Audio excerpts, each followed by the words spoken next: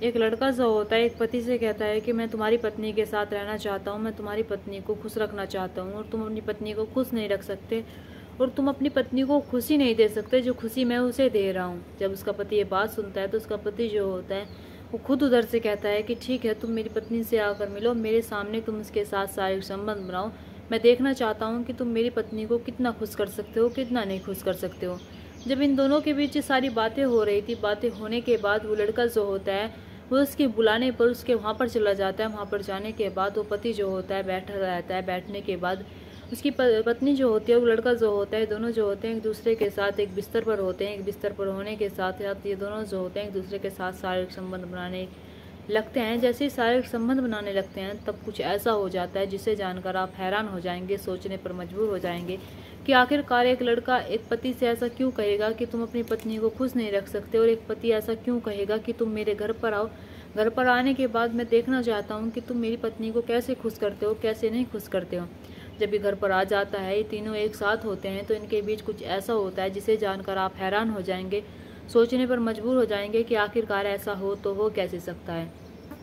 चलिए तो क्या होता है इस घटना में ये जानते हैं। बिना देरी के इस घटना को शुरू करते हैं।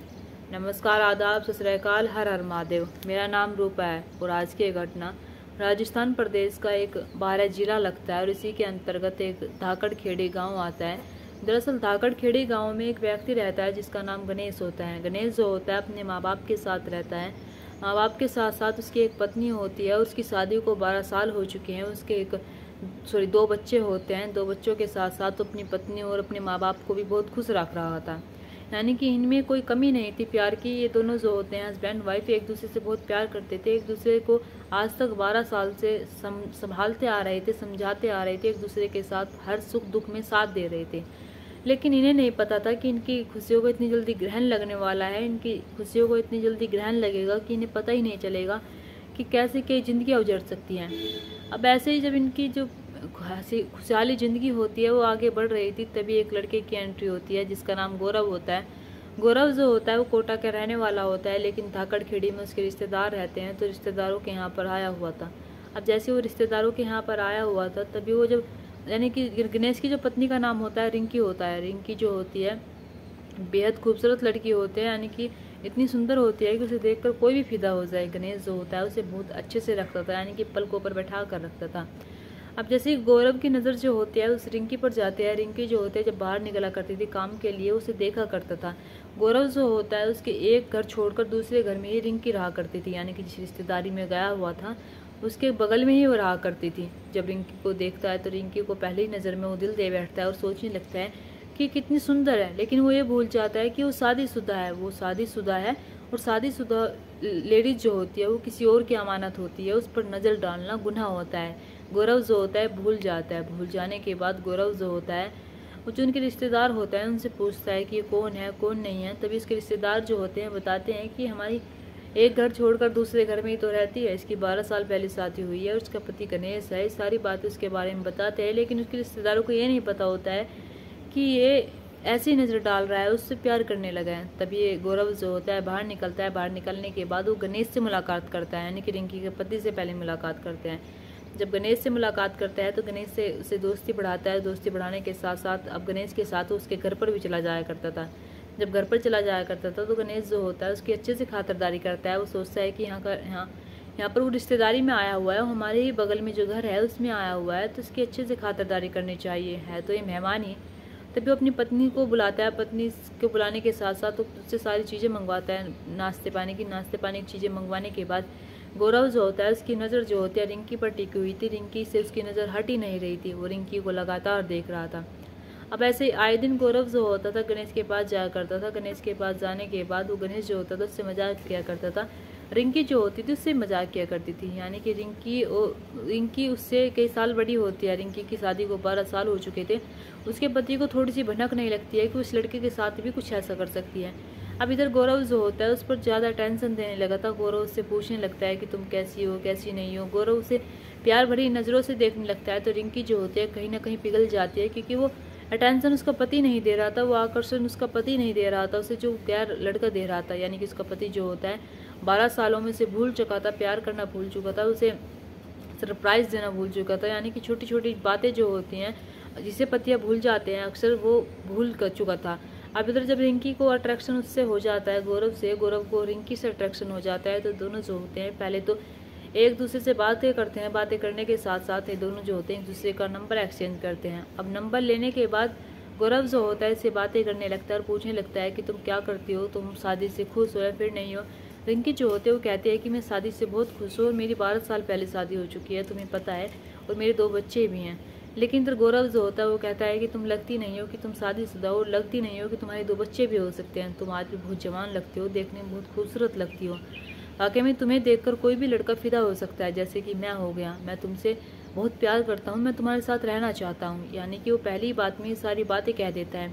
जब रिंकी को ये बात पता चलती है तो रिंकी जो होती है इसका जवाब नहीं देती है। जवाब देने के बाद वो फ़ोन रख देती है।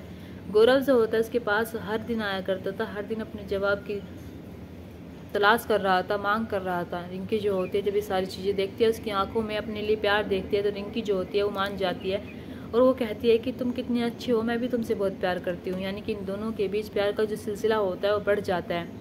अब ऐसे ही प्यार का सिलसिला जब बढ़ जाता है तो गौरव जो होता है इससे मिलने की मांग करता है। जब मिलने की मांग करता है तो रिंकी जो होती है वो कहती है कि मेरे घर पर पूरा परिवार रहता है, तो मैं घर पर तो तुमसे मिल नहीं सकती।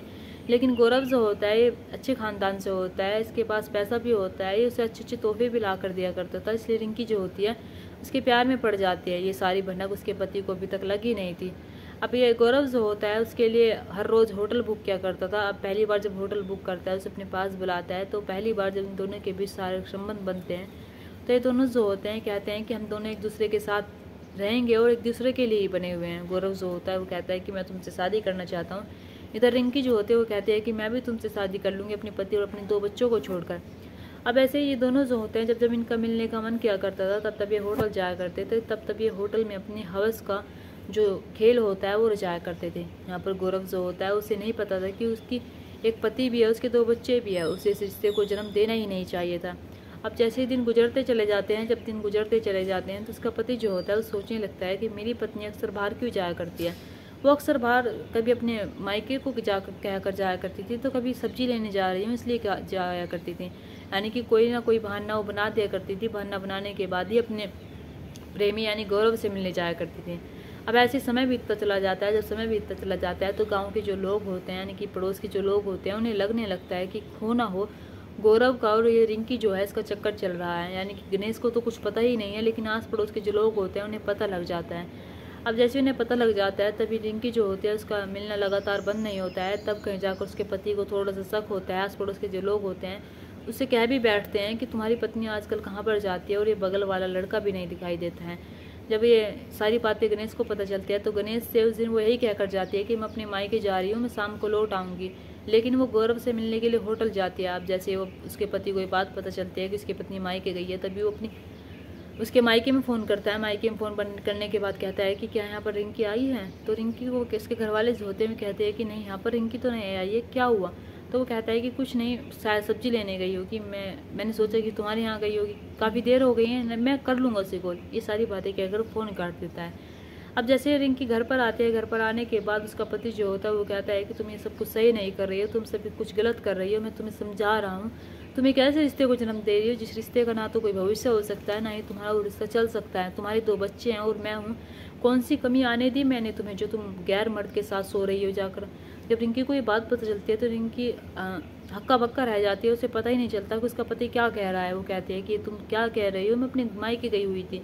तभी वो कहता है कि मैंने तुम्हारी माँ से बात कर लिया, तुम एक दिन भी अपने मायके नहीं गई हो, एक बार भी अभी तक अपने मायके नहीं गई हो। तुम पता नहीं मायके का नाम लेकर कहाँ जाती हो। और मुझे पता चल गया है जो बगल वाला लड़का है गौरव, जो रिश्तेदारी में आया हुआ है, तुम उसके साथ होटल में जाते हो। मुझे आस पड़ोस के लोग भी कहते हैं तुम्हें शर्म आनी चाहिए। अपनी पत्नी को धमकाता है, उसे मारता है और कहता है कि आज के बाद अगर तुमने ऐसा किया तो देख लेना, मुझसे बुरा कोई नहीं होगा। अब गौरव जो होता है जैसे उसका फ़ोन नहीं उठाती है, उसकी पत्नी जो होती है यानी कि गणेश से माफ़ी मांग लेती है और कहती है कि ठीक है, मैं उससे आज के बाद बात नहीं करूँगी, मुझे माफ़ कर दो। तो उसके फ़ोन रखवा देता है। रखवा देने के बाद जब गौरव बार बार रिंकी को कॉल करता है, रिंकी कॉल नहीं उठाती है, तब गौरव जो होता है उसके घर पर जाता है।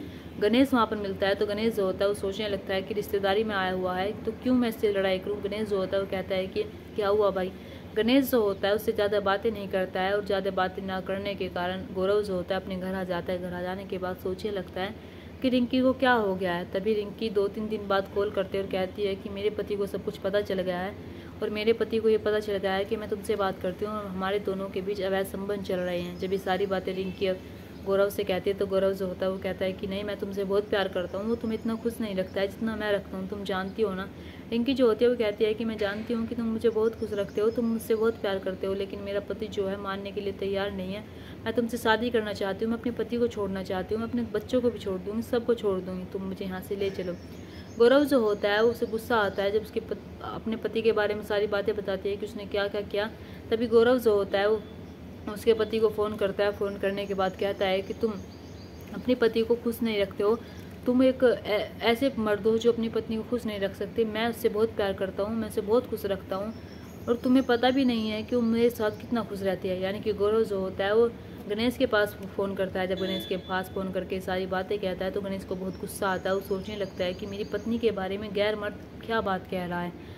तभी गणेश जो होता है उसके दिमाग में एक आइडिया आता है। जब आइडिया आता है तो गणेश जो होता है वो फिर कहता है कि ठीक है, तुम आ जाओ मेरी पत्नी से मिलने, मेरी पत्नी का भी मन नहीं लग रहा है, मैं देखना चाहता हूँ कि तुम मेरी पत्नी को कैसे खुश रखते हो, मैं देखना चाहता हूँ तुम इसे कैसे खुश कर सकते हो। तो उसे बुलाता है। गौरव जो होता है अपने 2 दोस्तों के साथ 1 जनवरी सन 2025 को जाता है। जाने के बाद वो कहता है कि मैं अभी लौट आऊँगा, अगर मैं ना लौटूँ शाम तक तो तुम घर चले जाना, नहीं तो अगर वहाँ पर कुछ हुआ तो मैं तुम्हें फ़ोन कर दूँगा। तो उसके 2 दोस्त जो होते हैं वे गाँव के बाहर खड़े हुए होते हैं। गाँव के बाहर जब खड़े हुए होते हैं तभी ये गौरव जो होता है उससे मिलने के लिए जाता है। मिलने के लिए जब जाता है तभी उससे मिलता है। मिलने के बाद उसका पति जो होता है वहीं पर रहता है। दोनों जो होते हैं एक दूसरे के साथ शारीरिक संबंध बनाते हैं। शारीरिक संबंध जैसे बनाते हैं तब इसका पति जो होता है एक धारदार हथियार लेकर आता है। पहले तो गौरव को मारता है। गौरव के बीच बचाव में जब जैसे उसकी पत्नी आती है रिंकी, वो रिंकी को मार देता है। जब रिंकी को मार देता है तो वहीं पर बैठ जाता है। अब ऐसे ही जब गौरव जो होता है वहाँ पर नहीं लौटता है शाम के वक्त अपने दोस्तों के पास, दोस्त जो होते हैं वे उसके घर जाते हैं। घर जाने के बाद उसके घर वाले जो होते हैं परेशान हो जाते हैं। परेशान हो जाने के बाद वे फिर रिंकी के घर जाते हैं कि हमारा बेटा वहाँ से क्यों नहीं आया है वापस। उन्हें अब जाकर पता चला था कि हमारा बेटे का ऐसे ऐसे कुछ लफड़ा भी चल रहा है। जैसे उसके घर जाते हैं, घर जाने के बाद देखते हैं कि वहाँ पर पहले से ही बहुत भीड़ लगी हुई है, पहले से वहाँ पर कुछ हुआ आया है। तो उसके गौरव के घर वाले जो होते हैं जैसे घर के अंदर प्रवेश करते हैं तो वे देखते हैं कि उनका बेटा एक मर्द अवस्था में पड़ा हुआ है, उनका बेटा भी इस दुनिया में नहीं रहा है। गणेश जो होता है वो दोनों को मार देता है, दोनों की जान ले लेता है, दोनों को इस दुनिया से ख़त्म कर देता है। जब उससे वजह पूछी जाती है तो वो सारी एक एक वजह बताता है पुलिस वालों को। पुलिस वाले जो होते हैं उसे गिरफ्तार करते हैं। गिरफ्तार करने के बाद जो पोस्टमार्टम के लिए बॉडी को भेज देते हैं। बॉडी भेज देने के बाद गणेश जो होता है अब इस वक्त जेल में रह रहा है। गणेश जो होता है अब वो पूरी ज़िंदगी जेल में ही रहेगा। कि यहाँ पर गणेश ने सही किया या फिर गलत किया है कमेंट में कमेंट बॉक्स करके ज़रूर बताइएगा। और यहाँ पर इसकी पत्नी जो होती है वो सही करती है क्या किसी गैर मर्द के साथ अपना रिश्ता बढ़ाकर। यहाँ पर इसके 2 बच्चे होते हैं, एक पति होता है, लेकिन सबको छोड़कर वो पराए मर्द के पास जाती है और उससे जाकर कहती है कि मेरा पति मुझे खुश नहीं रख रहा है। यहाँ पर आखिरकार किसकी गलती होती है? यहाँ पर अवैध रिश्तों को जन्म दिया जाता है। क्या अवैध रिश्ते सही होते हैं या फिर गलत होते हैं? ये सारे जो कमेंट में कमेंट करके ज़रूर बताइएगा कि किसकी गलती होती है, इसमें किसकी गलती है किसकी नहीं है।